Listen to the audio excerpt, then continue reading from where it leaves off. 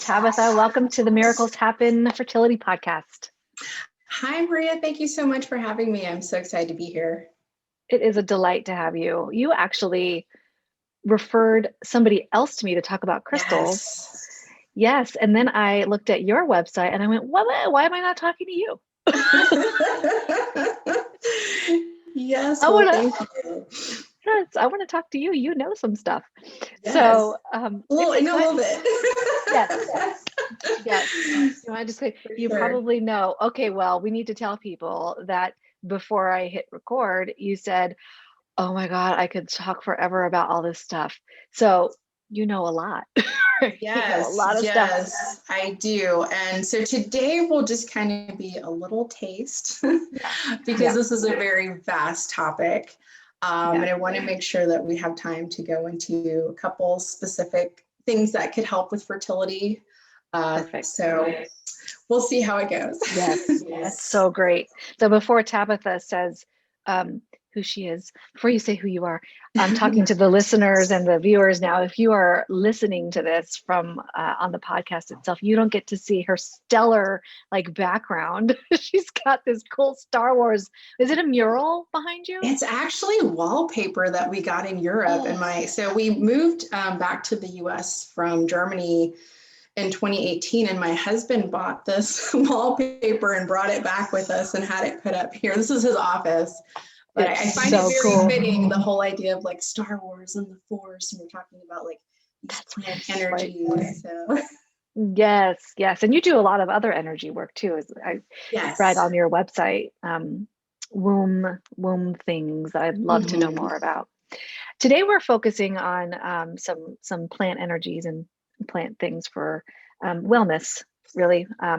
But let's start with hearing about you and who you are and what you do and how you came to do what you do. Sure. Well, I'm Tabitha Patterson.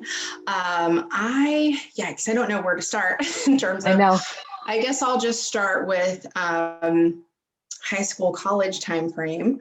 I knew that I wanted to help people, but I didn't know that this whole other world even existed at that time. So my idea of helping people was going into psychology, and I was going to help the children and give them a brighter future. Yes. So I became a clinical psychologist, clinical and community psychologist, and then ended up not working in the field of psychology, but rather working in the field of healthcare, and not working with children, but working with the elderly, as life always has other plans for us. Yes, indeed. And then I worked in healthcare for many, many years. I was director of social services at a long-term care center. Then I went into home care. I stayed in home care for, oh goodness, probably about 15 years or so, if not longer. It's doing really quick in my head here. I know. The last position that I had actually took me to Germany. My husband and I took a position with our company that they acquired an office in Germany, and I'm originally from Germany. And so it's kind of like a full circle moment for me. I moved back and had this whole experience, working there, running a home health care company in Germany. But all of that corporate work was also very draining, and I was definitely feeling some burnout, and along the way had kind of already started getting into the energy work slowly but surely, just in terms of I've always been, drawn to crystals and those type of things, but just being exposed to energy healers and this whole idea and what is this? And then people that I was going to started mentoring me. And so it kind of evolved into this whole side thing that I was doing, in addition to my corporate work.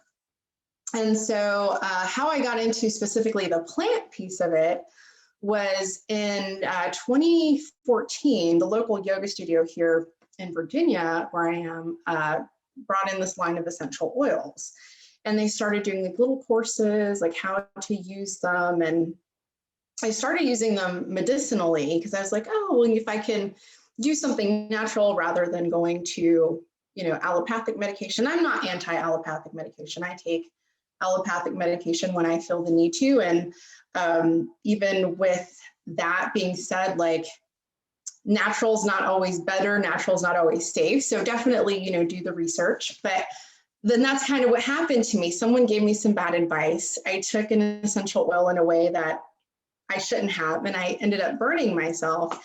And I was like, this is crazy. You know, like, untrained people giving me advice. I'm like, this is, no, I need to, for myself, I need to understand this. I need to know the safety behind it, the safety of it. And so I got into aromatherapy. I started taking aromatherapy courses. And then what kind of just like exploded my universe was I took a course out in Sedona on the metaphysics of essential oils and the energy and how you could work with that energy to like shift your energy. And it was just amazing. And I have not turned back since. I started incorporating it into my healing work. And then that was just like the foot in the door, because from there I'm like, well, essential oils come from plants. And so then that led me to like the whole like clinical herbalism piece of things. And I started taking classes in herbalism and clinical herbalism, and, you know, learning how, because actually essential oils are very potent. So, you know, you don't really want to go to them necessarily like as your first thing. It's like if you kind of do the whole gradient of Tylenol to morphine, you don't want to, you know, jump to the morphine. So I learned, you know, you can work with plants in different ways, whether it's teas, whether it's, you know, food as medicine. And so, and then even within the world of herbalism, there's this whole piece of the spiritual side, the homeopathics, the flower essences. And so it's interesting because I think I was working, or I know I was working with plant energies before I knew what it was or even understood what it was, because I can remember taking a director position back in 2010, 2011, and it was a very stressful job. And I went to the local grocery store and I saw a little bottle of Box Rescue Remedy, and it said, you know, like stress relief or something along the lines of stress. And I was like, ooh, I need that. So I bought the drops and I bought the little pastilles, and had no idea that that was a flower essence, had no idea that that was vibrational energetic medicine. And so that's kind of how I ended up like down the rabbit hole of like energy medicine and incorporating it into the work that I do. Well, now you make me want to fall down the rabbit hole.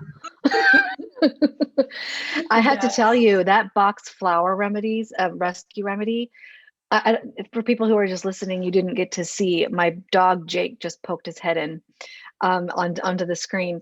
This dog has anxiety, and we would go to a certain location every year for Thanksgiving, and he would freak out and he would have these horrible, you know, like he got diarrhea and things like that. And the third year that we went, I said, I have to get something for this dog's anxiety. And I'm like you, the allopathic medicine is a gorgeous thing, beautiful thing. It's not everything, right? And so I wanted to try something else, and I had never heard of rescue remedy, but there's a pet version. Yes. So when I picked it up and I gave it to him, and I didn't say anything to anybody. And when we got to the location, he was his normal jovial self, and people were like, what did you do to Jake? Right. It's amazing. It is incredible. And I tend to run quite chill, but there's one thing that causes anxiety for me, and that is driving in the mountains. I have a lot of anxiety. Can you? Okay. Yes. Good. But rescue remedy, I mean, it's not, the anxiety is not completely gone, but the edge is taken off so much. I'm not about to panic. And it's so helpful. So this is why I want to go down the rabbit hole with you now. Yes, and thank you for that pointer, because I'm going to try that next time I have to drive in the mountains, because I absolutely hate it. Oh my gosh, it's just like terrifying. It is. Well, for me, it's sitting in the passenger seat. Somebody said, would it be better if you drove? And I'm like, no, worse.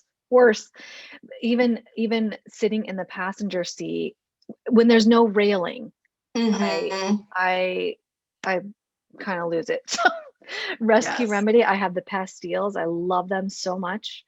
And it's amazing. Highly recommend. Yeah.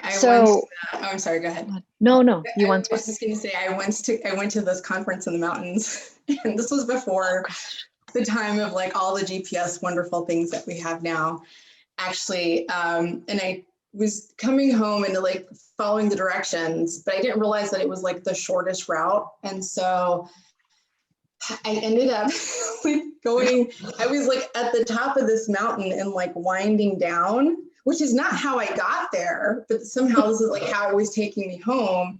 And I just know that the person behind me, well, so first of all, I thought it was a one-way road because it was so narrow. And Yes. as I got a little bit further down, it opened up some. But I remember thinking to myself, thank God this is a one-way road, because I don't even know what I would do if like cars were coming toward me and then a car came toward me. And I'm like, oh my gosh, I'm glad this is happening here and not higher up on the mountain where it looked like a one-way road. Oh man. First person behind me, and I know he was probably so frustrated because I was going like 2 miles an hour. Like I prayed my way down the mountain. Oh So yeah. I will definitely try that. That's the thing with essentially plant energies in general. They're great for children. They're great for pets. With flower essences in particular, with children and pets, they make them in glycerin instead of the alcohol. And for people who are like alcohol intolerant or just want to avoid alcohol due to whatever reason, you can find them in glycerin and in apple cider vinegar. Oh, that's so wonderful to know. I had 3 cats when I moved to Germany. And so now I have 3, but it's not the same 3 because 2 of them unfortunately passed away a couple years ago. But when we were there, a couple of them were having some, like, not anxiety, but just issues getting along, and just maybe anxiety, I don't know, from the plane and all of that. But I started taking the rescue remedy for pets that I had purchased. That it wasn't alcohol, so I was kind of nervous about putting it in their water. So I would spray it on the brush and then brush their fur. And it like completely turned the situation around. Like I was amazed. I didn't even think of that. Yeah. Oh wow, what an idea. Yeah. Oh my gosh. Okay. So I know that this is like such a vast topic. So because I know literally nothing, I almost don't know what questions to ask.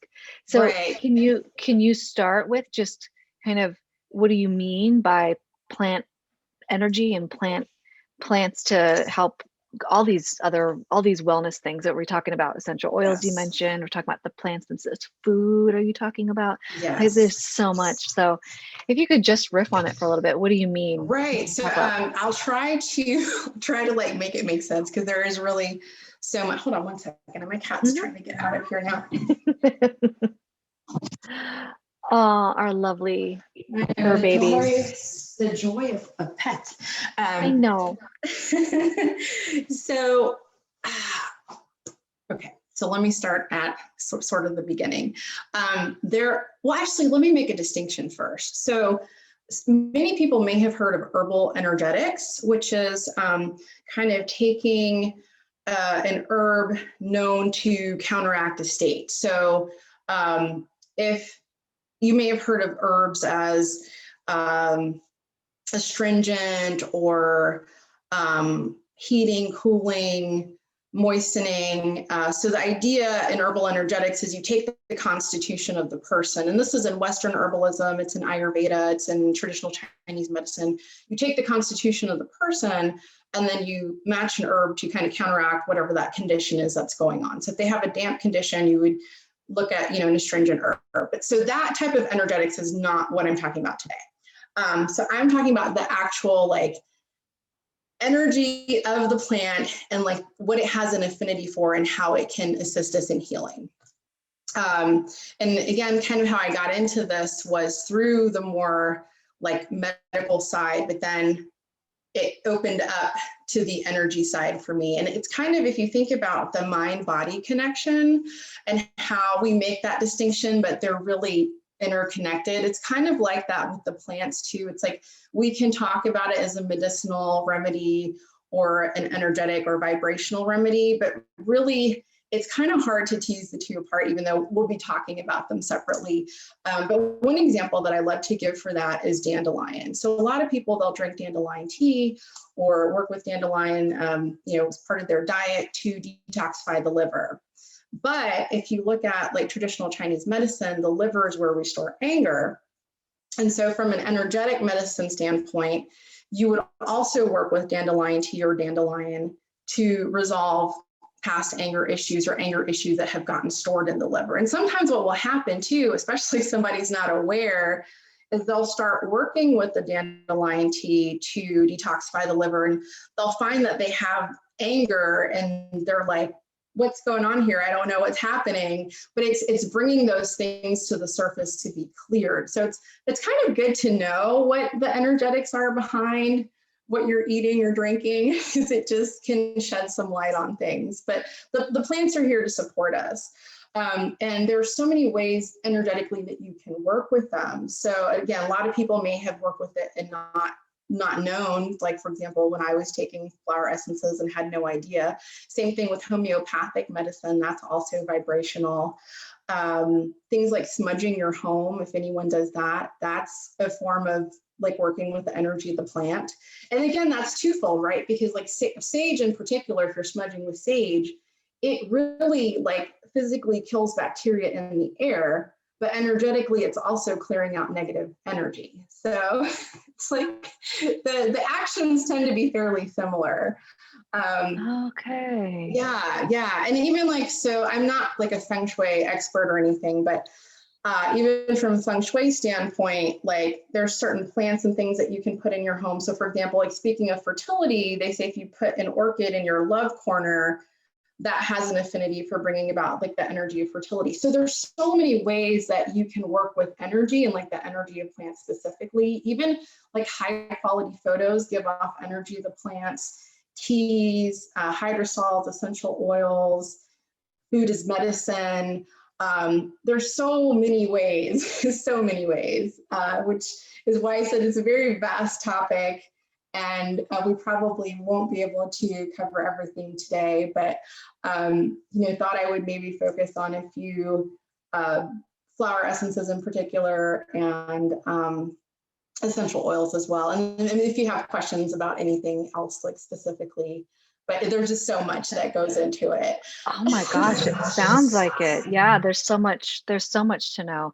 How do you, before we go into maybe, and I know you and I have discussed this before, that you don't consider yourself like a fertility specialist, but you can speak to that. So I'm curious, though, before we get into that, how do you determine when you're working with people what to pull from, you know? And I know you're not a feng shui expert or whatever, but how do you know, oh, I think that they would benefit from an orchid in their love corner, or they would benefit from such and such essential oil or such and such food? How do you determine? So it's a combination of intuition and research. So because I have been trained in essential oils and I've studied flower essences for quite a while, I kind of am knowledgeable about a lot of them. And then I have a lot of essential oils in my home that I use in my practice, but a lot of it's just like intuitive. Even with crystals that I use, it's like if someone's coming in for a session, like I'm just kind of drawn to specific ones, and then it makes more sense later why. But then also, in addition to the things that I'm just naturally drawn to, like I think this person needs this, and I just trust my intuition on that, and it has not led me astray. In addition to that, like I will look up things as well. So for example, if someone is having I know lower back pain, I might look into and see like what flower remedies have been recommended for that, or what foods, and then maybe use my intuition to discern. But it's a combination of like doing the research and then also just like having the intuition. Beautiful. That is how I roll. Yes. People that listen to me know that I'm like, I love like to be super grounded in science and stuff like that. But then intuition and these other, you know, I feel like it's all science. We just haven't figured that out yet. It really is. Yes, that is. Oh my gosh, that's exactly what I say all the time. And I also say like magic is just a word for like science that we don't yet understand. That is exact. Oh, we need to hang out. I think we. Kindred See, spirits. that's right. See, I knew I needed to talk to you. I knew it. It's exactly what I say. Okay, good. Well, before we go on that tangent, let's refocus.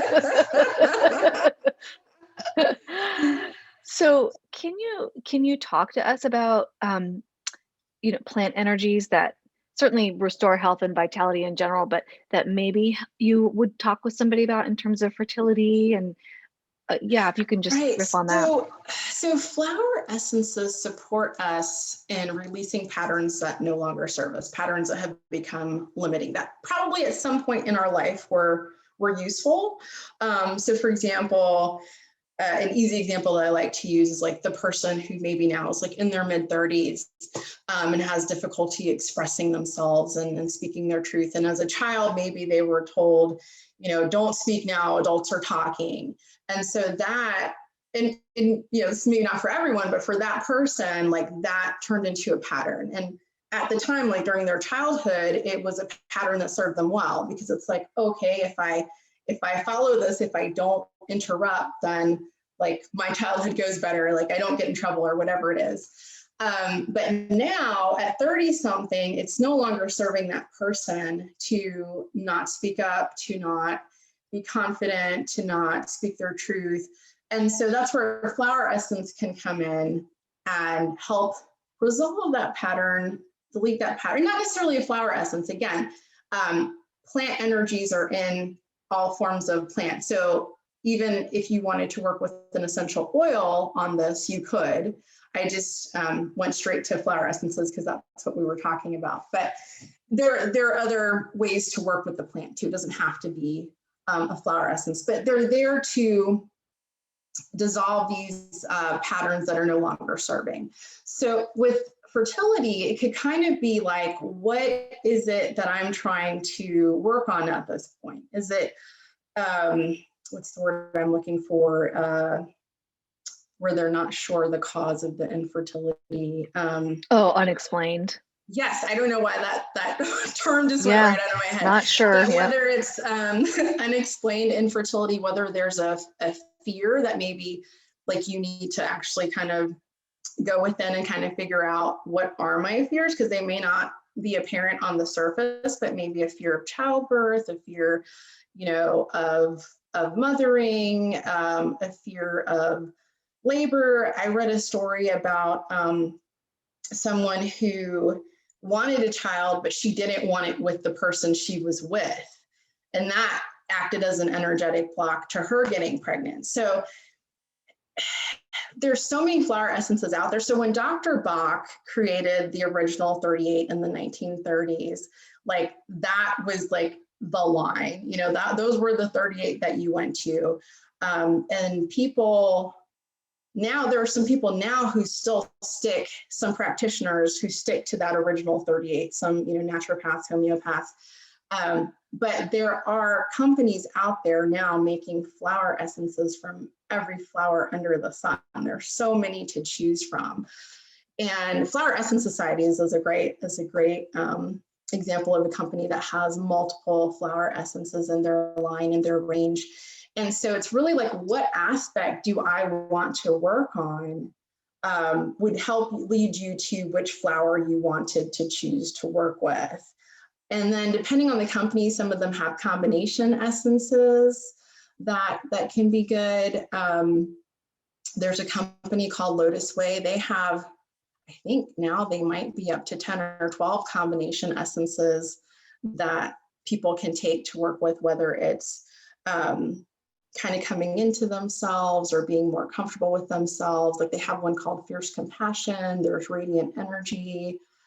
Radiant Energy is a good blend of theirs specifically for this, because it does have pomegranate essence, which has an affinity for the female reproductive area. So that blend, I think they promote for kind of normalizing periods if you have irregular periods. And it's also, I read an article on their site about like clearing away energy from past sexual partners, things like that. So it's really kind of like, what area do I want to, like, what's blocking me? What emotion is blocking me? And then working with the support of an essence or an essential oil to help shift that pattern. So it's like you almost, from your clinical history, take like a clinical interview. Let's find out what the block is to determine treatment. Oh, that is too cool. Right. And that's what I do in my consultation. So in my energy session, I don't gather as much. Like if I'm just doing like an aura cleansing, chakra balancing, I don't gather as much info on the front end. I more so kind of see what comes up during the session. But if we were to do a consultation, or someone specifically came to me saying, I want to work on XYZ issue, then we would go into like the specific essences that could support the healing. Or essential oils. Yes. I keep coming back to the essences. Yep. Well, that makes total sense. So can you talk about, so you mentioned womb blessings, which I talked about a little bit before. I mentioned a little bit before. Can you talk about how, well, what is that, first of all? And then also, do you use plant energies in that treatment or in that service? And how does that work? Sure. So I'm going to back up for just a second. Prior to that, because I became a certified moon mother in February of this year, but prior to that, I was working, I have the occasional client that, you know, is on a fertility journey. And it would just be intuitively too, like kind of what am I drawn to, but I would work with clients who are on a fertility journey with crystals and also with plant energies, kind of as it intuitively, you know, came to me. But doing this work with women and loving this work with women and just really kind of naturally gravitating to that as like my area of focus. And I had been following the work of Miranda Gray for some time now, and then got into Zara Haji's work as well. Been participating in the Worldwide Womb Blessings, which is an energy transmission that Miranda Gray developed and sends out 5 times a year. And so I think I started following her work in 2016. And I just thought, oh, wouldn't it be fascinating to become a moon mother one day? And because she essentially has created this healing modality. She was a Reiki master, and then this modality came to her of like how to specifically help women with their womb space. Because as women, we store a lot of emotions and trauma in our womb area. And because of COVID, because of the pandemic, so many things have become accessible now. I was able to do the training remotely. And that's been amazing. So I've already had some really cool stories with clients, but essentially it's a 2-part. It's a womb blessing and a womb healing. So the womb blessing portion is really just an energy attunement. And during that process, you know, things may come up for healing or clearing. And that part takes place with the person seated. And the womb healing, the person is lying down on a massage table or wherever they're comfortable if they're able to. And that's an actual energy treatment. And crystals come into play there. So I have not brought plant energies into a womb healing, womb blessing session, but I have brought plant energies into just an overall aura clearing, chakra balancing session with people who were trying to conceive. Actually, one person that I was working with, she had a miscarriage, and then, but ended up, now she has a beautiful baby boy. So I see his pictures pop up on Instagram all the time. He's just so amazing.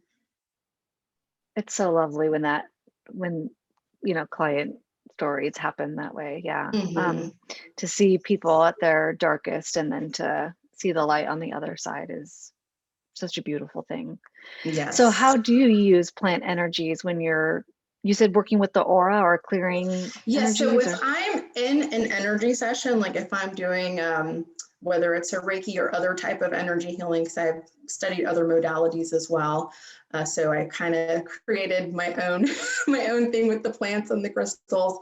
But in a healing session, I actually connect to the energy of the plant. Like I don't have like physical plant material on me. I'm just like connecting to the energy of that plant.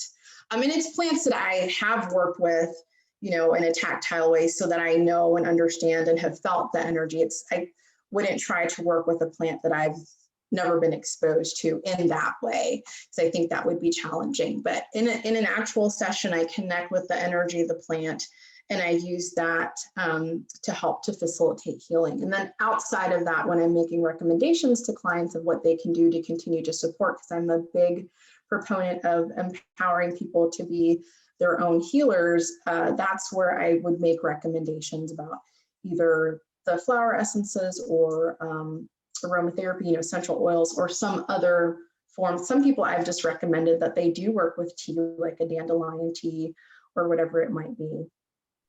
It's so, you must be intuiting right now, because that was the next question right out of my mouth.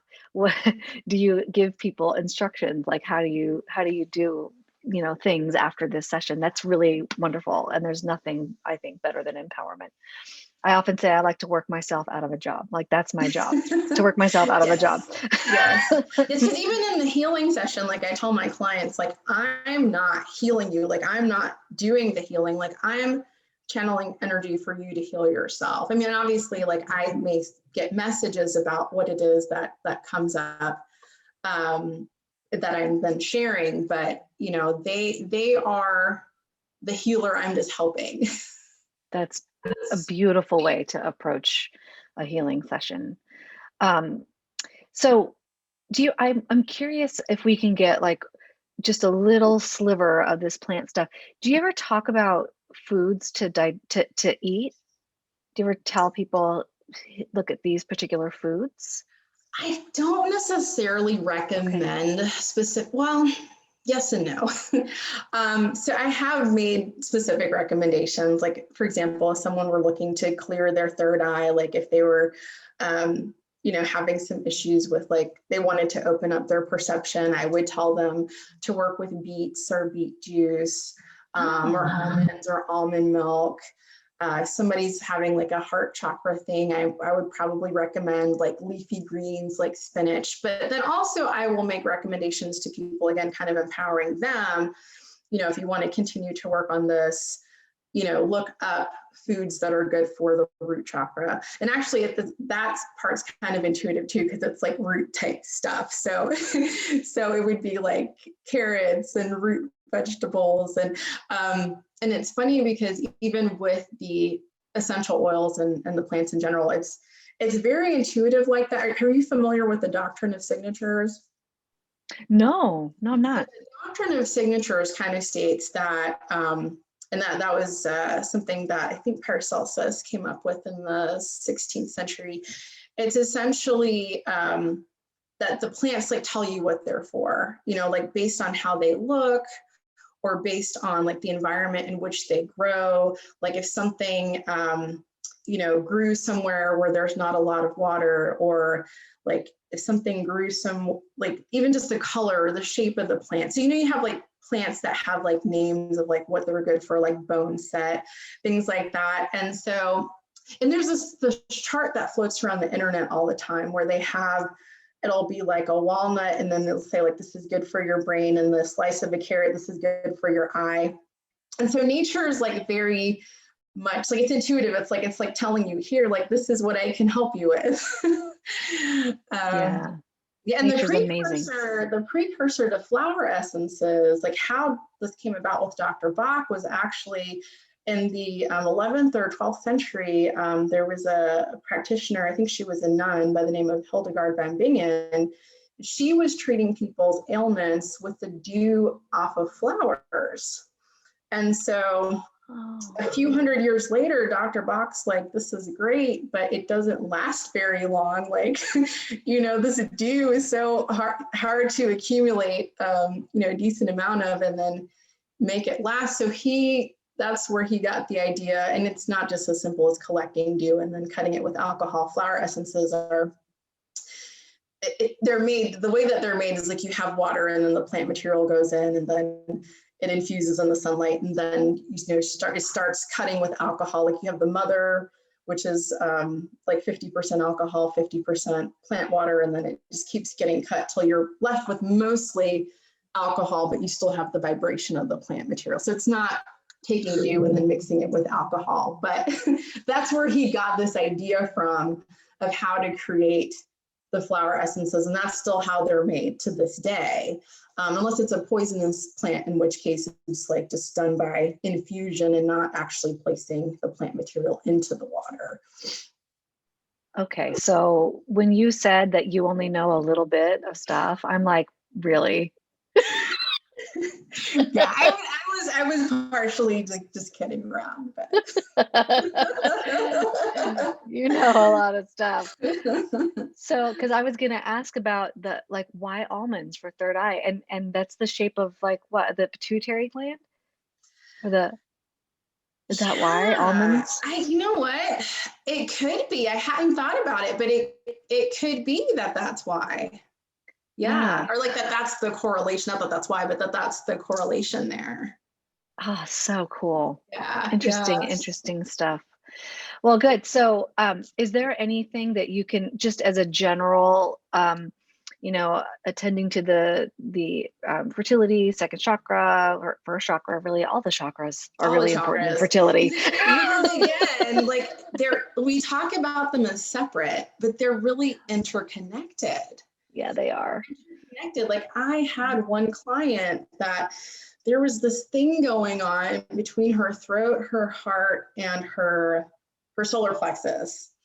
And like this was like the longest session, because every time I would get two of them flowing, the third one would like lock up again. And like, I mean, we got them all flowing in the end, but it's like pulling on a string and then something else cocks to the side, like they all flow together. It's like if you are, having an issue where you shut down your throat because you don't want to hurt someone's feeling because you want to express yourself, but you know that you can't do it in a loving way.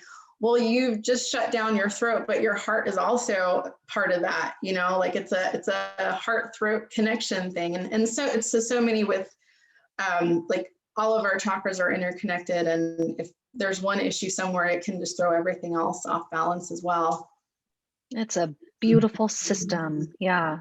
Yes. So, I mean, obviously there's so much to know about all this, but if you have any just like basic, it's kind of like I'm learning a little bit more about crystals lately, and I'm learning that like amethyst is amazing. Amethyst is like amazing for everything. Like, what doesn't amethyst do? Right. And also like lavender essential oil, it's great for everything. What doesn't it do? Yes. Is there anything that you would recommend, just general like wellness, health, vitality for people that are listening or watching today that they can just do on their own today? Wow. Well, so specifically for fertility, I would say if there's a matter of maybe, again, like unexplained infertility, I would look at, I don't know, I hope that there's a distributor in the US. There's a company called Australian Bush Flower Essences. I was able to get them in Europe. I don't know about here. I would think with the internet that there's a way.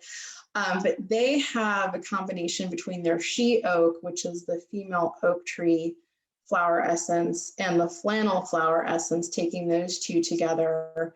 Then there's squash blossom essence, which is also great. I know Flower Essence Society has one, Lotus Way has one, and there may be other companies as well. There are several flower essence companies currently.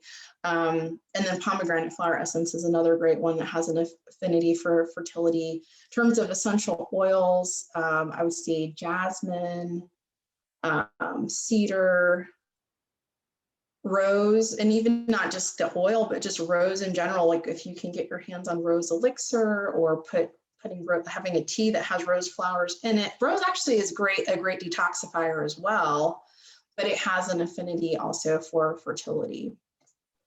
My gosh, there's so many.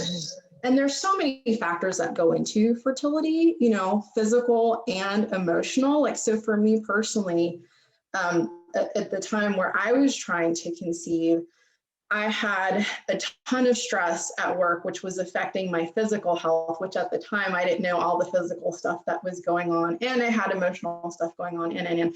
But I was turning to some of these essences and remedies as well. And for me, though it did not lead to fertility, it has led me to a much better, happier place in life. Like I'm in a position now where like I am so happy with my life and my situation, my husband, like I couldn't be happier. And it's not like a few years back where I was like looking at everyone with a child thinking, oh, the grass is greener. And like, why can't I have that? Or like thinking like living in the future of like everything was like surrounded around these children that I didn't have yet, like my decision making and whatnot. And so working with the flower essences, though for me, it didn't lead to fertility, it just led me to be a much happier, like well-balanced person who was able to, you know, resolve some of these like limiting issues that I was having. And also my health is much better now as well because of recognizing at some point went to the right practitioner who was like, oh, let's do some blood work. Let's see what's going on. And was able to identify these stress-induced issues that I've now been able to kind of write the course on. So I'm grateful for that as well. Oh, so much gratitude. I call it gratituding because it's a practice, right? Like what you're saying is absolutely perfect and in line with how I like to work with clients too, because fertility issues, yes, it's this mind, body, soul, everything is affected, everything, work, everything, relationships. And I feel like people can resolve, and I know that people can resolve their fertility without having a baby. Because I know that I did, and I have children now, but through adoption. But before we even moved to the adoption route, I felt absolutely 100% resolved. And plant energies are probably, because I used a lot of essential oils. I still do for cleaning, for everything. I think that that's having a dual effect and you didn't even realize it. I didn't even know. That was like not on purpose. I just wanted to get rid of the chemistry, the chemicals in my house. And I bet that those essential oils were helping me feel more stable, along with other things, obviously meditation and things. But I love what you said is that, you know, this is one part of things that people can use in their arsenal to feel like they love their life with or without resolution around their fertility stuff. Or even moving on to living child-free, I think is such a beautiful way of resolving fertility issues. In fact, that was my choice. And then my husband was like, no, I really want to be a dad. So I'm like, okay, I was in such this great place. So it was gratitude for the life you have, you know? Yes. And I can see how plant energies do that because they're so, to me, they feel grounding. Like I'm here, I'm now, I'm present. So I appreciate. They're of the earth. Yes. And actually, if I could just share, so Flower Essence Society, and they have an online version of this now too, because I know what a lot of essences do, but I don't know what every essence does. They have this great repertory where you look at the issue. And so again, like even if it's not fertility, but like there's something around, like, for example, here, feminine consciousness, there's 3 pages of essences for feminine consciousness. And for example, black cohosh essence is good for tension in reproductive organs, congested menses, overly intense psychic energy. So, you know, something like this can really help you to narrow down what is it, like if you're feeling called to flower essences, what is it that I need? If you're feeling called to essential oils, I'll tell you who has a fantastic comprehensive website is a company out of Arizona called Still Point Aromatics. If you go to their website, you can search by herbal action, like whether it's, you know, anti-emetic, anti-inflammatory, whatever, but you can also search by energetics. So you could go in there and search uplifting or whatever, but you could also even just, since we're talking about the womb space and the sacral area, you can search second chakra and it just pulls up all the essential oils. I would just say, like, make sure, you know, that you're at least a little familiar with safety, or at least safety of the oils that you intend to purchase, because essential oils, there's a range of, you know, there could be contraindications for certain conditions, or certain oils are safer than others. So just make sure that, you know, that you're up to speed on what you're buying. And I think they do have some guides on the site as well, just to say, like, here's a safety concern with this oil or what have you. But that's another great resource. And then if I could just do a little plug for myself really quickly. Yes, please do. If anyone wants to learn, because we've really just scratched the surface of the surface today. On May the 4th, Star Wars Day, I'll probably be right here in this space again. I'm doing a 90-minute Plant Energies 101 through the Alchemist Kitchen. So if you go to the Alchemist Kitchen virtual events portion of their website, tickets are only $15. And I'll be, again, I won't be going into everything, because even though an hour and a half may sound long, it's not long for all of the ground that is to cover. It's really just going to be like an overview, but a little more in depth than what we got into here today. So if this is, you know, resonating with anyone and you want to learn more, by all means, please come to my event. And there's always my website too, if you want to learn more about my services. It's earth-mother-wellness.com. Perfect. And we will link to those things in the show notes too.